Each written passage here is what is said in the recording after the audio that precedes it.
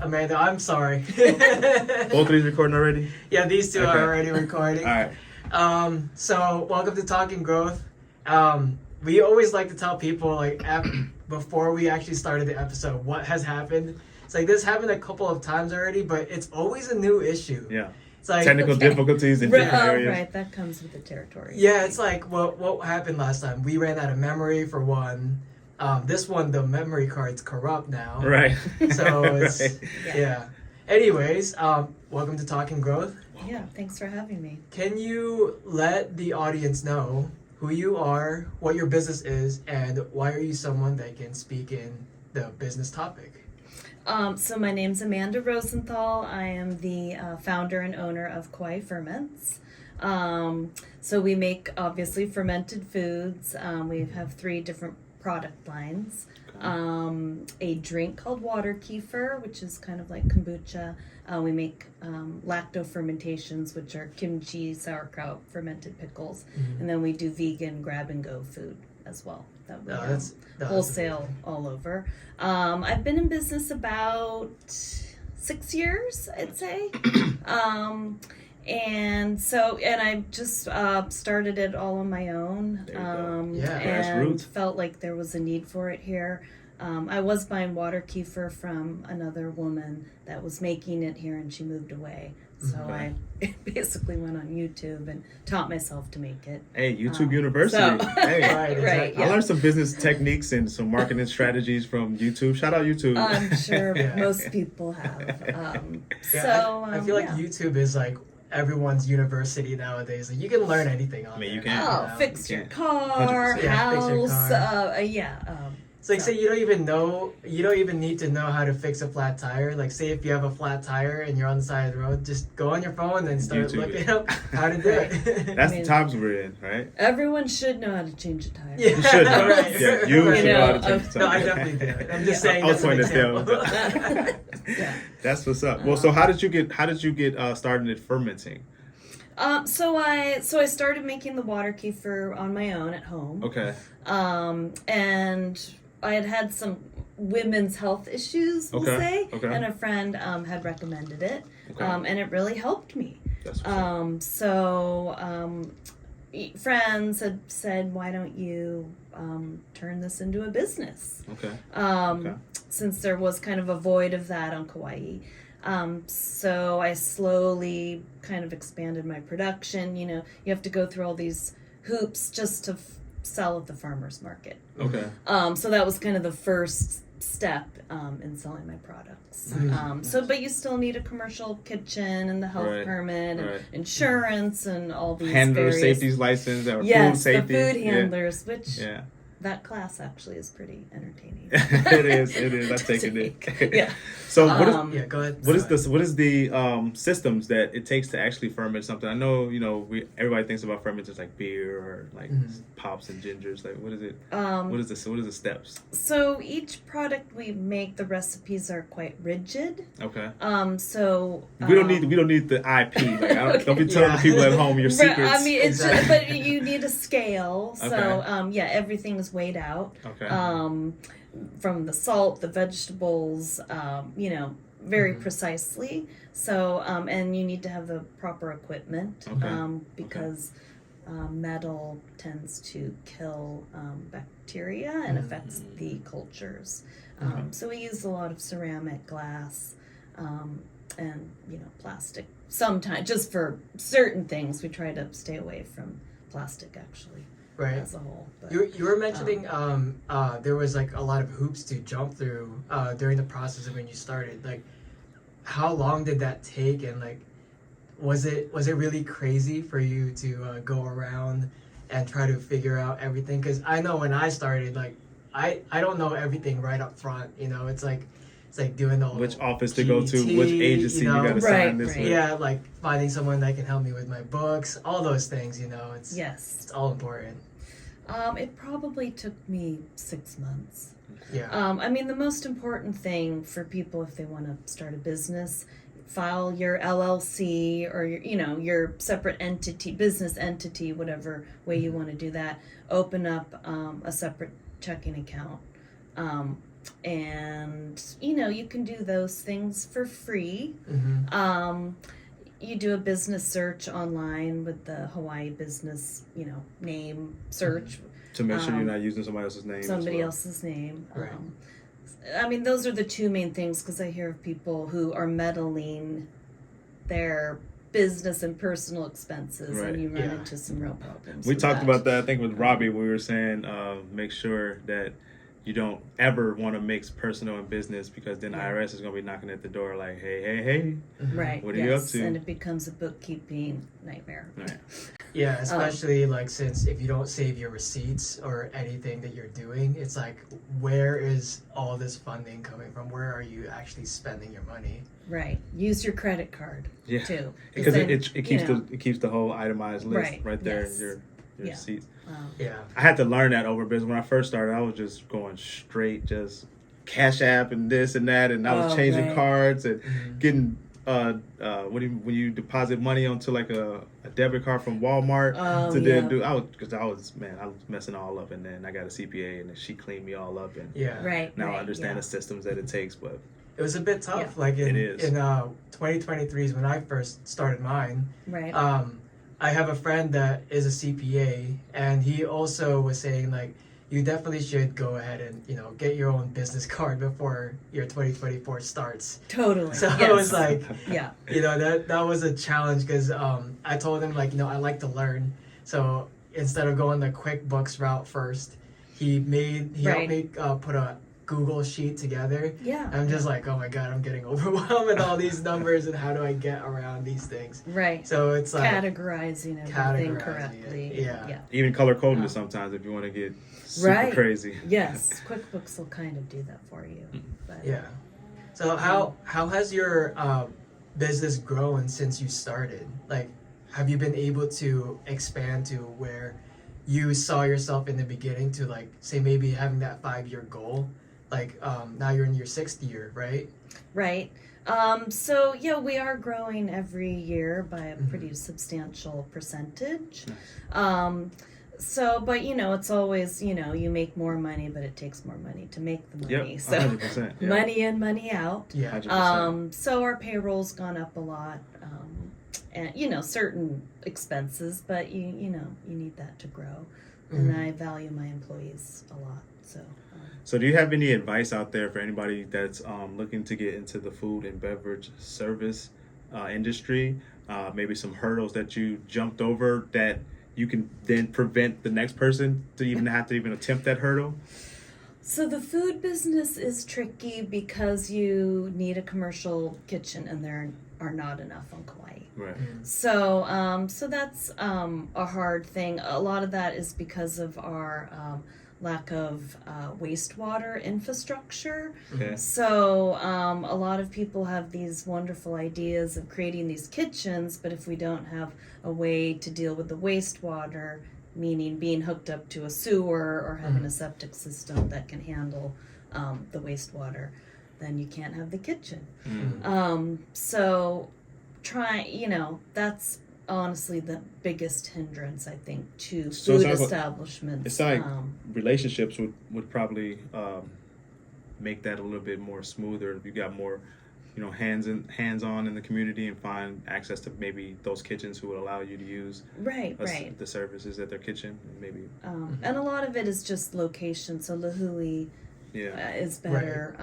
Kapaa is better. There are little pockets around the island that are obviously better if you want to open a commercial kitchen. So it's definitely challenging too. Like if you have a hole in the wall restaurant or a hole in the wall place that you have your food truck parked at, like you have to find out what's the balance. Like, how do I get more people to come there and everything?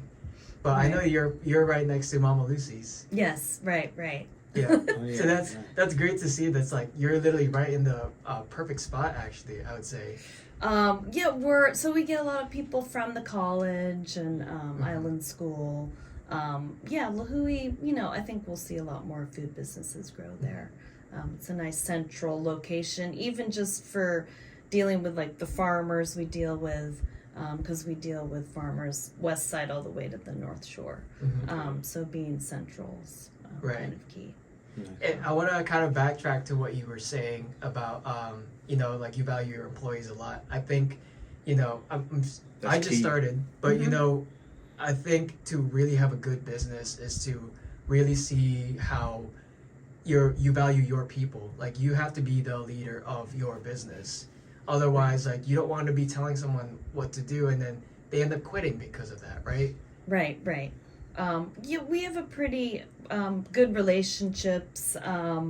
We have a shared meal together each shift that we work. Kind of different ingredients we put together randomly that are available in the kitchen. And I think people value that. And we're a pretty small team, so it's 4 of us. Small teams are usually great too, because once you get larger, right, like it starts to become more hectic. Yes, the more intimate you can be, the more transparent you can be, the more easily you can communicate amongst each other and get ideas across and stuff like that. Right. Yeah, definitely. That's dope. Are you looking to expand to any more locations recently? And if not, is there a timeline or maybe when you think you might? I do want to expand into possibly a bigger kitchen. So that could be happening in the next 3 to 6 months. Okay. I would like to start doing some other things in the kitchen, more community-based events, workshops. Let me know when you have a farmers market. I'll bring the food truck whenever you have one. So I haven't done the farmers markets for probably 6 months or so. Okay.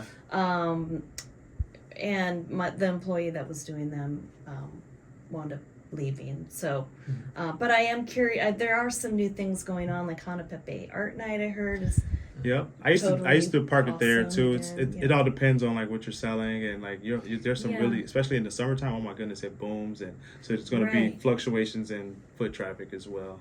I do but it's a really hear good about market. A lot of new businesses at the Hanapepe event. So that's what it's about. I need to go. Since COVID, a lot of people had to pivot and transition into then thinking outside of the box versus just having just one stream of income. Maybe I need multiple. Maybe not. I'm not going to quit my job. I'm going to use my job to build my business. Right. That way I'm putting my money towards something that I can be in control of just in case another shutdown like that happens. And so since there's been a lot more businesses that's opening. But the reason that we started this show was to help people and business owners grow properly and grow efficiently, because there's ways to grow too fast and fail. And that's one of the reasons that 80% of small businesses end up failing anyway.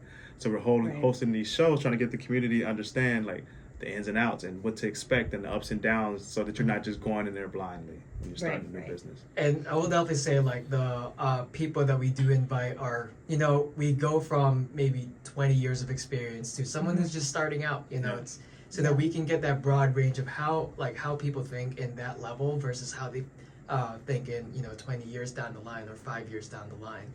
Because like although like we may have similar businesses, that someone who is just starting with a food truck, like say someone who has like barely a year in, can probably learn from you, Foster, when it comes to like say how I'm like you've been had a food truck for 2 years now. 2 years, okay. Mm-hmm. So it's like someone that's starting probably would definitely admire you for how do you get your feet on the ground? Right. And I'm looking at the Shark Tank guys, and they're expanding their food trucks all over, and it's like, okay, now I can learn from them. And it's like the more minds, the more meeting of the minds we have, the more information that's spread, the more help and reach we can have out there for potential business owners. And if you don't have a business yet, you watch this show, you're gonna get inspired. I promise you. It's easy and it's hard, but it's definitely rewarding and fulfilling.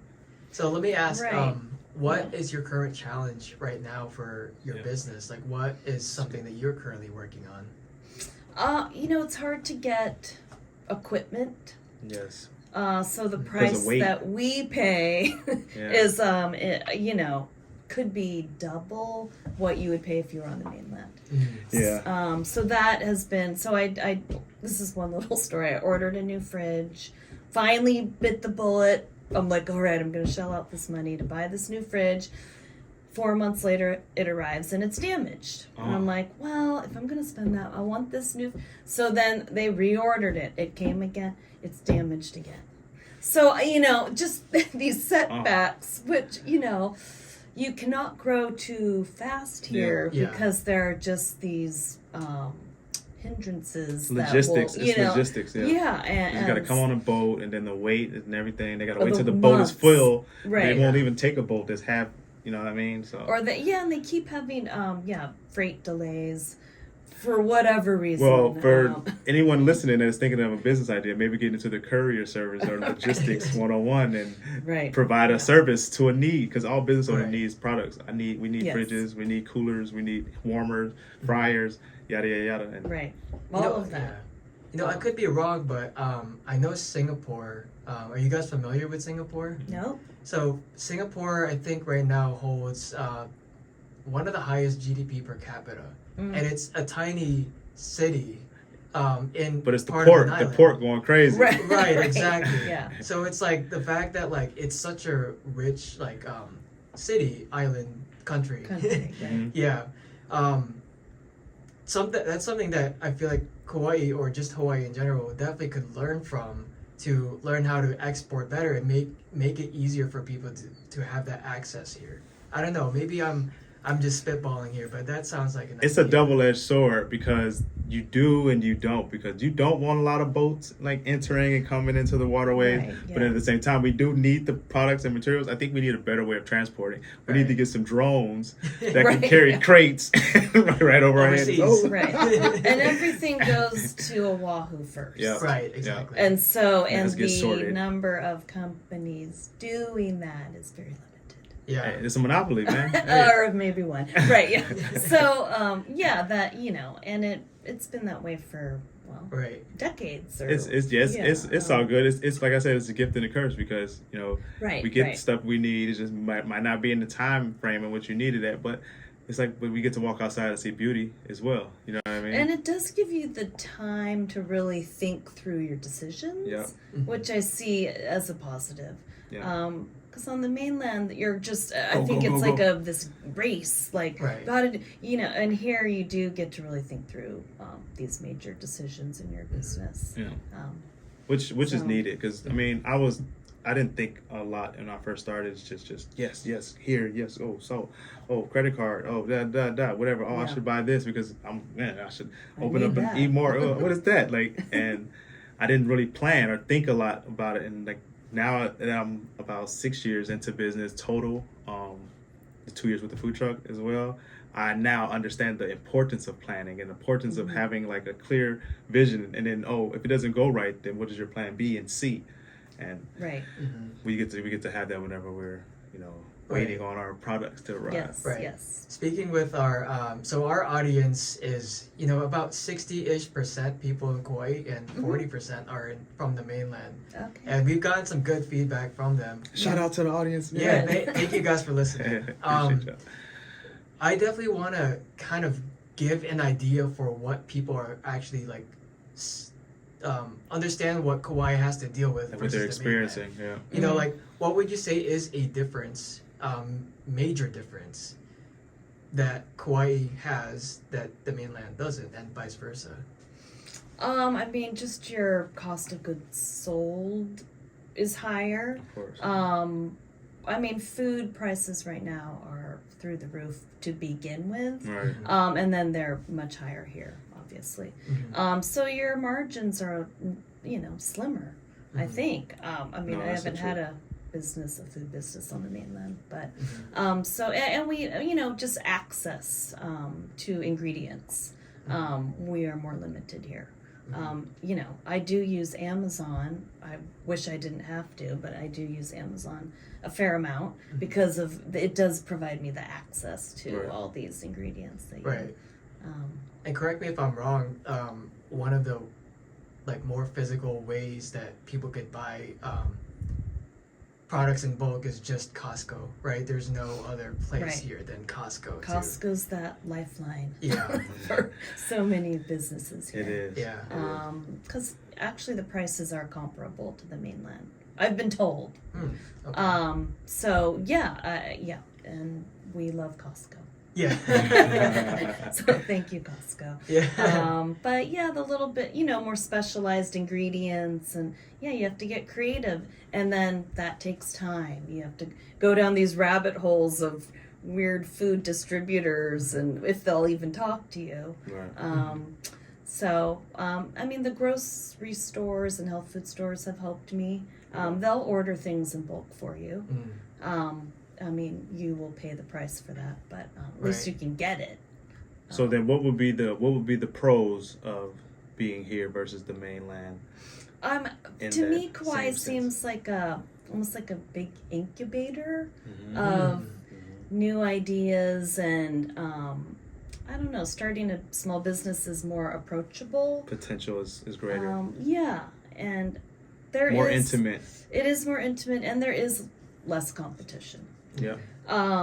For better or worse. So, and I think people want to help each other out. Yeah, so that I definitely think is a benefit. And we don't, I think the costs, I don't know, we do spend a lot on our day-to-day lives, but we have a lot of free entertainment here. Yeah, 100%. So that I think helps as well. You might want to live in a tent. And that's cool. That's fine. Right. Yeah, great. Right on. Yeah, so that, and the state of Hawaii does have a lot of programs to help small businesses as well. What I've realized too is that like Kauai has a very nitpick community of a lot of people that just want to help each other. That's what I kind of overall see. Like no matter if you're a business owner or if like just everybody else, like we love in a way to like provide our help or have a helping hand in that case. Like if someone is ambitious, like people that are ambitious will be driven with you to help you like kind of proceed in that direction too. Right. I mean, just like you were saying before, I think it was off air when we were talking about we should all know how to change a tire. It's like here versus the mainland. Here, if you're on the side of the road and you're getting your tire flat, somebody is going to probably pull over and help you or ask you if you need some help, which is guaranteed. It's so amazing to see that, and that's also what makes me want to get out there in the community and give. And that's one of the points of the show is just let me give everything that I have, everything that I've stored up, all my IP, not all my IP, yeah, we can't do that all the way. But have something to give back to the community that can benefit the future, so that we can all grow and build and be stronger together. That's why I named the food truck the village, because it takes a village. Right. Yes. Hey man, if you're just now tuning in to us here at Talking Growth, we're talking with Amanda, and we've been talking about the... Wait, you might have to redo that again. I just pressed the record button. All right. Read it. Take two. Yeah, take two. And we're back. Hey, if you guys are just now tuning in with us here at Talking Growth, me, myself, Ra, and Amy L have been speaking with Amanda, the owner and founder of Kauai Ferments, and we were talking about the ups and the downs, of course, and the pros and the cons of owning and operating a food service business here on Kauai versus the mainland. And yeah, man, one of the things about business, we were talking about this off air before we started recording again, is that if you're going to do it, you got to do it tenfold. You got to put your whole energy in the back of doing it. If you plan on making this like your number one source of income, if you're ready to not work a 9 to 5, you have to be ready to work at least 12 to 12 on yourself. Okay, yeah. So don't just quit your job thinking you're going to start a business and it's going to be easy. So right, no, it's because it's always there. You can always do more. You can always work more. Yeah. So you do have to put up some boundaries just for your own sanity. Or there'll be forever entries of expansion. There are always ways to go. A part of it too, I think, is like, if you like, I'm in that process right now where I'm getting close to potentially getting my first hire. And if I do get my first hire, it's like, I gotta also make sure that they have food on the table. You know what I mean? So it's like, you have the constant like trying to find people to work with and make sure that you are providing a business that's like stable, like it's not only you that gets affected now, it's somebody else. Right. So it's most people here have a few different things going on. Hustling, bustling, yes sir. And I think people enjoy that rather than being one place for 40 hours a week. Right. So, and that kind of works for a lot of businesses here.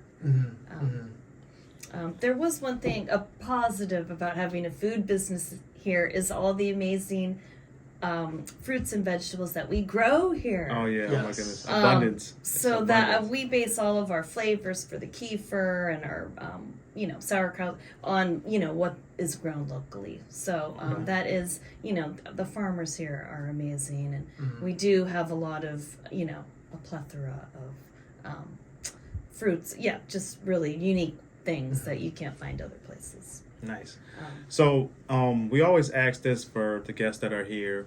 What are ways in which we ourselves can help you or help your business get either more attention or help you with some needs or some necessities that you have, like maybe more people to hear about you or?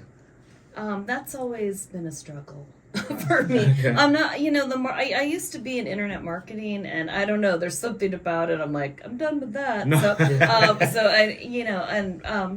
I feel that marketing just is moving so fast now with social media and all the, it's a bit overwhelming to me. Right. Even if I put some effort into it, I feel I'm not going to do a very great job, which is frustrating to me. So do you know what your target audience is? In general, it is primarily locals. Okay. Probably ages 18 to 80. Okay. I haven't tapped in really to the visitor market. Okay. So figuring out ways to do that. Okay. We are rebranding our water kefir, and it will be in a smaller bottle, and the packaging super cute and colorful to kind of compete in that very competitive beverage market. Yeah. Right now. Okay. No, so I'm hoping some hotel, it'll make sense to have it in some hotels. Okay, so if any one of our listeners are out there have a way to help, just reach out and we'll pass your information along. I would definitely say I am in that industry for internet marketing. Okay. So I would say it's just business in general. Like a business owner has to juggle through trying to promote themselves, trying to run the business, the operations of it, looking at the finance of how a business runs. So you're starting to get stretched thin. Plus you have other obligations that you need to do for the business, like ordering things, say, that's keeping inventory, a struggle, and there's a lot of things. What I realized, at least for myself, if I were to help business owners in a way, is try to dedicate a time or a day to be able to record all of these things that you're trying to do. Whether if you are a service provider or if you have products that you sell, you have to really depict a story of why people would want to buy from you to begin with. So it's and then you market the story. Right. So I'm helping a client right now. Will not disclose the information. Okay. But the potential of creating a service, you don't need to have 10,000 views of your business to get business. I hope people understand that, because you should clip that. That's a bar. Yeah. So I want to definitely, we're going to touch this on when we have a conversation one-to-one about, internet marketing. But a part of it is that a lot of people are chasing this, I need all the eyes to see me. It's the viral sensation. Who wants to go viral? So what people need to do is to be able to see who is my audience and how am I attracting them, right?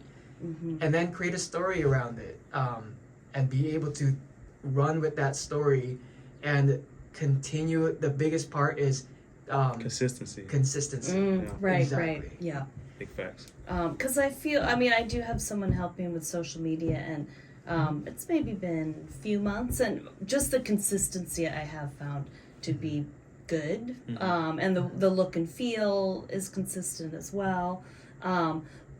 But I think my, scrolling interrupts your, losing focus on, 100%. Okay, I'm on Instagram to promote my business, and then all of a sudden you go down some. But see, that's exactly the marketing part where you said that it seems like it's getting faster and faster. Yes. And that's because because they made it so that our attention span has shrunken.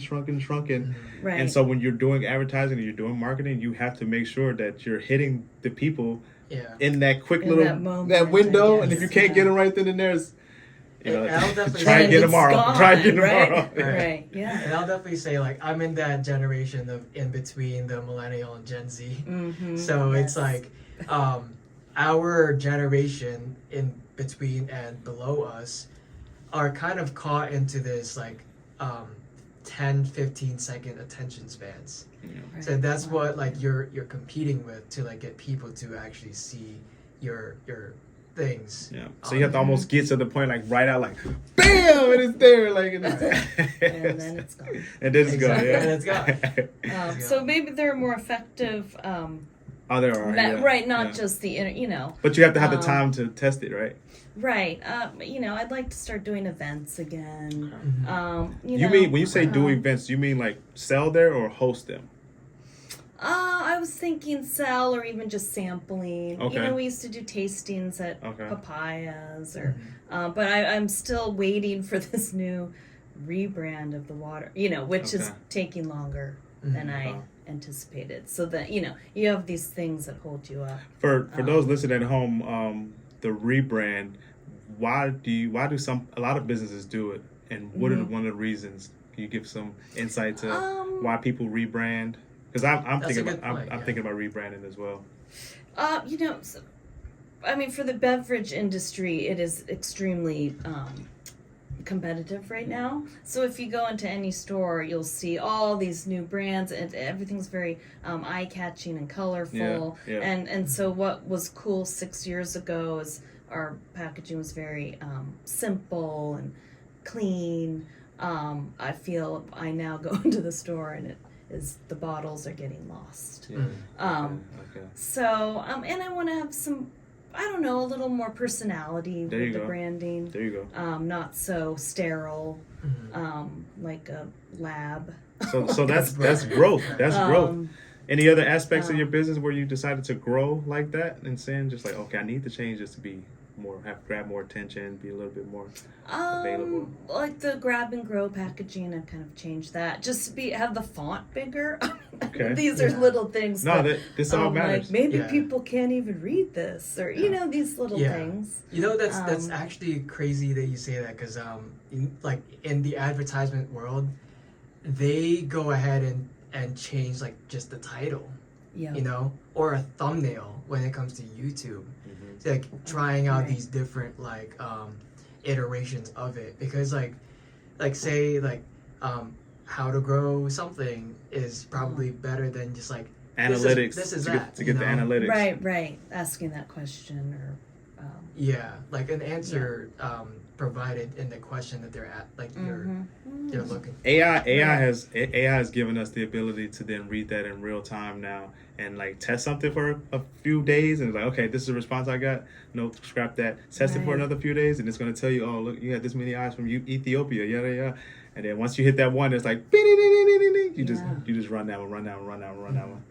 So how are you using AI, if I may ask? Right now I'm using it to help me with law, because I'm studying law. I've been studying business law, trust law, and contract law for like the last 3 years.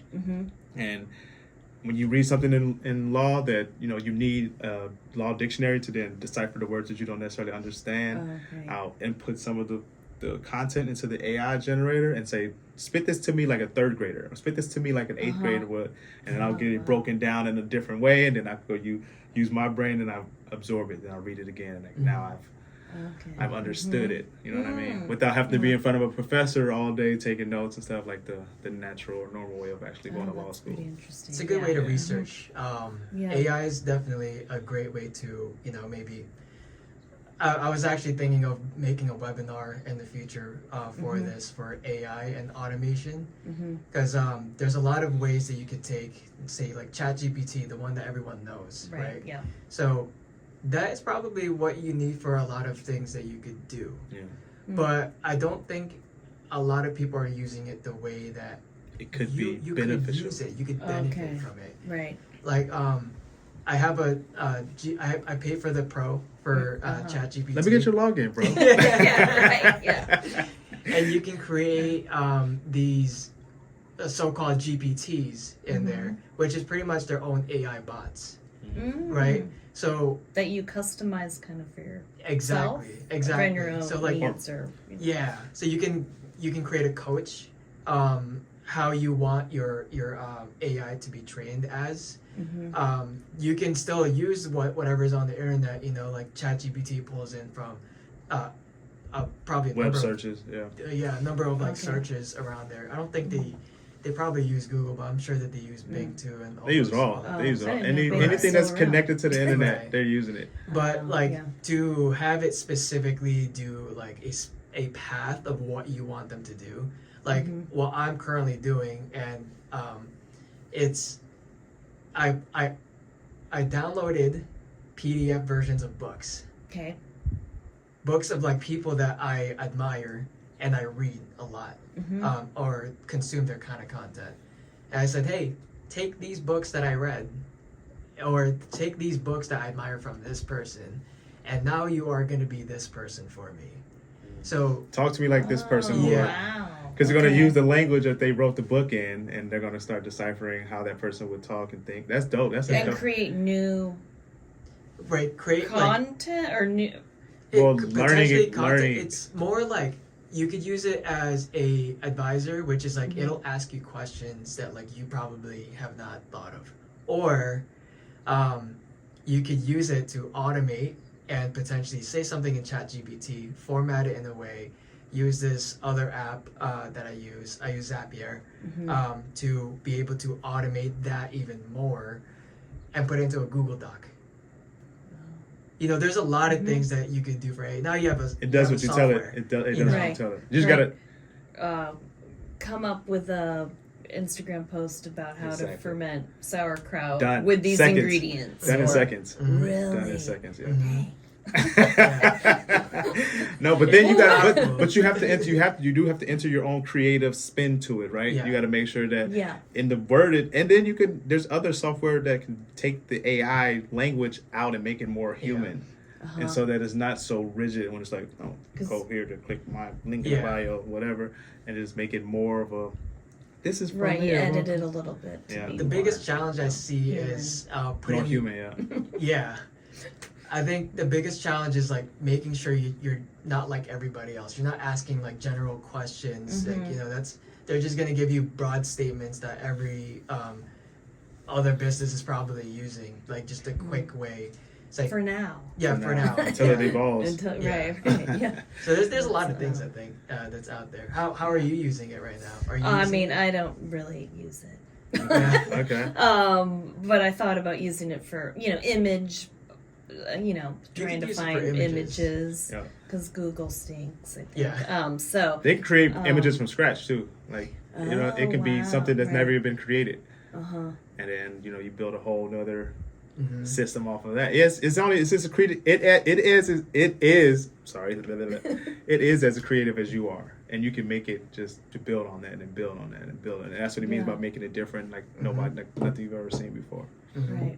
Because nobody's asking the questions the way that you did, or making it prompt the way that you did. Yeah. Okay.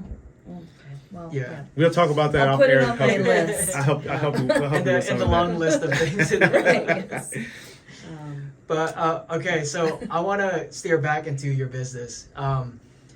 What direction are you planning to head to right now? Like, what are you currently looking at as a path forward for your business that you're currently working on? I know you're working on the rebrand.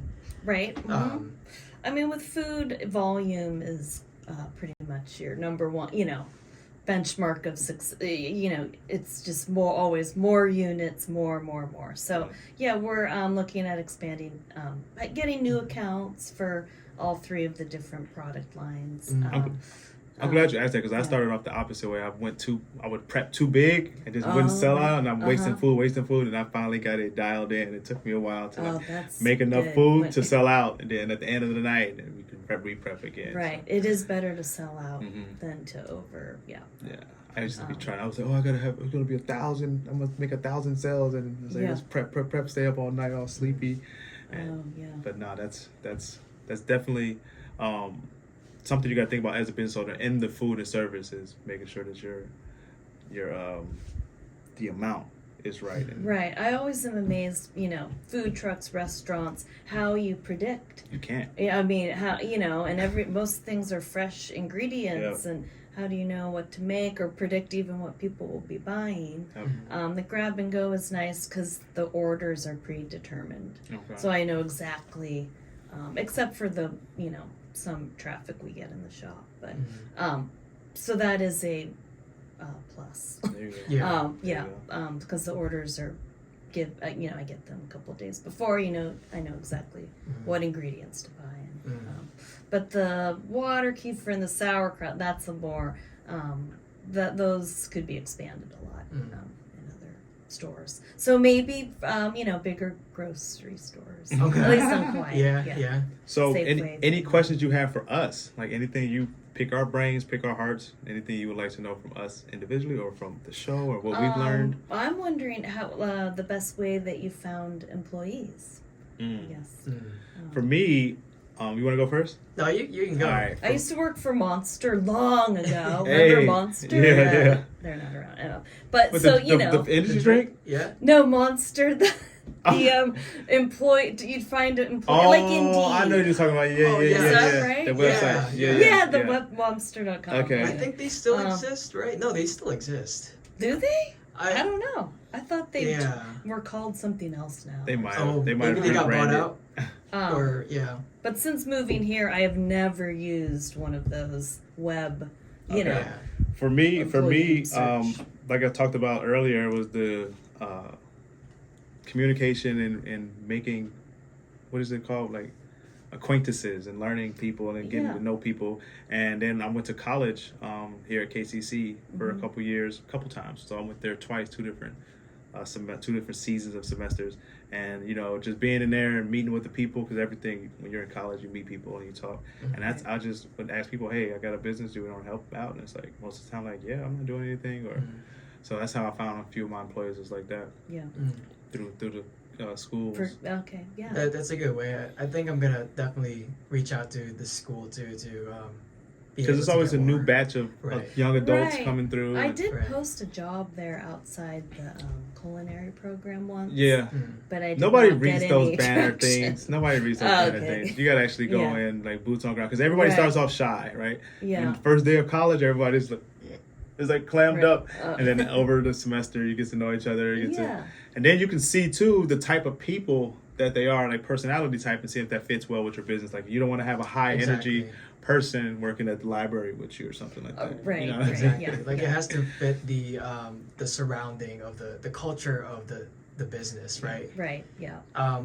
I'm definitely searching right now, but what I've been doing mainly is creating a bunch of SOPs, so standard operating procedures for people that are listening. Yeah. So trying to systemize my business better, so that not the fact that I'm trying to micromanage, but be able to give them a system, and then and at that point have them be able to earn my trust, so that I can get them to say, hey, you could go ahead and give like me some advice too, because you're the one that's in control of this now. So like in the web design space, like maybe design something that I want to put out there to hire, or development portion, or the sales portion. So it's or to show them how to use AI, and they'll do or it. how to use AI. I guess that's a job. It is. Everything's a job now. Yeah. You're selling water. You can sell air. You can literally sell canned air. Yeah. And there's businesses that ship canned air from the Switzerland mountains, and then you breathe it in. Just breathe it in. Oh, okay. It's fresh air. So anything could be a business. Anything. Right. Yeah. So I think systemizing is probably the most important part for me, at least, before I go ahead and get my first hire, because I don't want to be able to be like, hey, they're sitting around doing nothing, like it's kind of wasted dollars on your time too, and it's also a growth effort for them as the employee to want to stick with you the entire time. Right. At what point in your business did you think you needed employees? Did you have them when you first started? I did not. I probably waited 6 months or so, but it is kind of lonely by yourself. No, 100%. I think you work. I don't know. I work better with other people. So, but yeah, I could have been in the kitchen 12, 13 hours a day, but I have children. I'm a single mom. It just wasn't going to happen. Mompreneur. We've had a bunch of those on the show. Yeah. So, are you looking for people currently?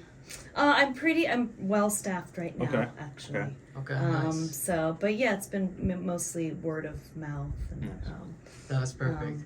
Coconut wireless. Yeah. That being said, we're gonna start wrapping up. So I want the people to know. Can you reintroduce yourself again? Okay. So anyone that is listening. I am Amanda Rosenthal, founder and owner of Kauai Ferments. And how can people find you and also reach out to you for everything?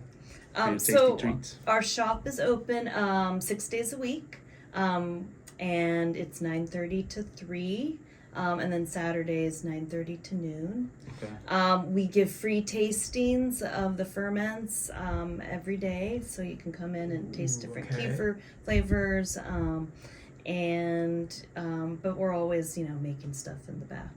Right. So, but we also sell, we have weekly deliveries to Wilcox Hospital, Papayas, Hoku. That's amazing. Vim and Vigor. Anyway, local Beat Living Foods. Nice. So, we have a lot of wholesale accounts as well. So she's the person behind the system, guys. Just letting you know. Kauai Ferments. Yes. Yeah. And we're fermenting some really interesting things right now. Tried a zucchini ferment yesterday. Okay. We're doing some Mayan gooseberries. Trying to get creative with some different stuff that people probably haven't seen before. Oh, that's amazing. Awesome. Well, dope. I mean, I loved it. It was really nice to meet you. I'm really interested in trying your new kefir flavors. Yes. And next time we've narrowed it down. Next time I'm around the area, I'll definitely take your offer. I want to try some of your things in there. Yeah. So, sure. Okay, guys.